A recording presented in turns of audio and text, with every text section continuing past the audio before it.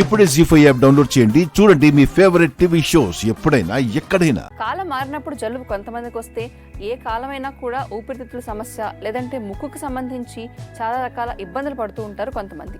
వాళ్ళందరికీ కూడా కొన్ని ఆసనాలు బాగా ఉపయోగపడతాయట. ఆ ఆసనాలు ఏంటో ఈ రోజు ఎపిసోడ్లో తెలుసుకుందాం. డాక్టర్ గారు, మరి ఊపిరితిత్తుల సమస్యలతో బాధపడే వాళ్ళందరూ లేదంటే ఆ సమస్యలు రాకుండా ఉండాలి, నివారించుకోవాలి అని అనుకునే వాళ్ళందరూ కూడా ఎలాంటి ఆసనాలు వేస్తే బాగుంటుందో చెప్తారా? సహజంగా మీరు అన్నట్టు దగ్గు, జలుబు, కొంచెం ఊపిరితిత్తుల ఇబ్బందులు ఉన్నప్పుడు లంగ్స్ లో కంజెషన్ ఎక్కువ అవుతుంది. అన్ని ఇట్లా ముడుచుకున్నట్టు ఉంటాయి. అవును, వాటన్నిటిని వ్యాకోచింప చేస్తే తప్ప ప్రాపర్ గా వెంటిలేషన్ జరగదు, మనకి ఎనర్జీ లెవెల్స్ నార్మల్ గా కావు.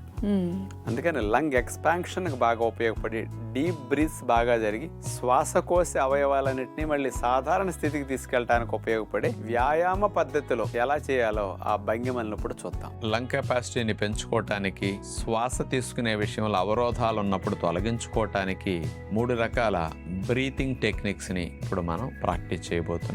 మొట్టమొదటిది 2 చేతుల్ని వేళ్లల్లో వేళ్ళేసేసి లాక్ చేస్తాం. ఆ తర్వాత ఆ 2 అరిచేతుల్ని రొమ్ము భాగం దగ్గర తీసుకొస్తాం. అక్కడి నుంచి 2 చేతుల్ని స్ట్రైట్ గా చాపుతూ గాలిని పీలుస్తూ 2 చేతుల్ని పైకి లేపుతాం. మళ్ళా చేతుల్ని పైనుంచి కిందకి గాలిని వదులుతూ రొమ్ము భాగం దగ్గరికి తీసుకువెళ్తాం. పైకి లేపినప్పుడు ఊపిరితిత్తులు బాగా వ్యాకోచిస్తాయి. చేతుల్ని కిందకు దింపుతూ వచ్చినప్పుడు ఊపిరితిత్తులు బాగా సంకోచిస్తాయి.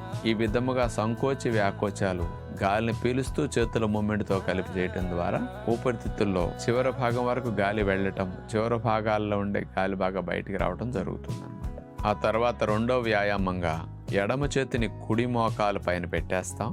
కుడి చేతిని పైకి లేపి మెడని నడుముని ఎడం వైపుకి అట్లా బెండ్ చేస్తాం. మళ్ళీ గాలిని పీలుస్తూ స్ట్రైట్గా వెళతాం. మళ్ళీ గాలిని వదిలేస్తూ ఎడం వైపుకి బెండ్ అవుతాం. సైడ్ స్ట్రెచ్ అవ్వాలి. మళ్ళీ గాలిని పీలుస్తూ స్ట్రైట్గా అవుతాం. ఈ రకంగా కొన్నిసార్లు చేసిన తర్వాత కుడి చేతిని ఎడమ మోకాలు పైన పెట్టేస్తాం.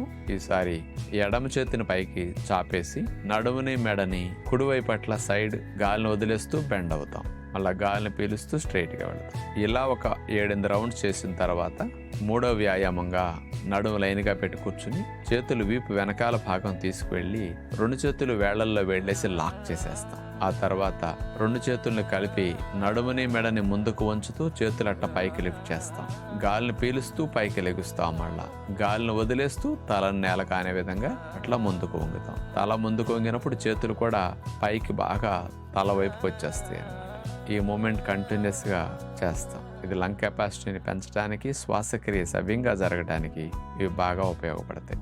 ఇప్పుడు మనం చూపించిన పద్ధతిలో మీరు మూమెంట్ చేసేటప్పుడు శ్వాసల్ని దీర్ఘంగా తీసుకుంటూ దీర్ఘంగా వదిలే ప్రయత్నం చేయగలిగితే మీరు లంగ్స్లో మంచి మార్పు తీసుకొచ్చి లంగ్స్ ఎక్స్పాన్షన్కి బాగా సహకరించినట్లు అవుతుంది.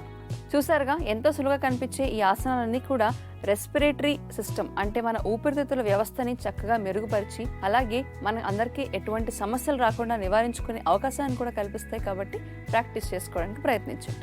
జీ5 యాప్ డౌన్లోడ్ చేసి అన్ని ఎపిసోడ్స్ పూర్తి ఉచితంగా చూడండి.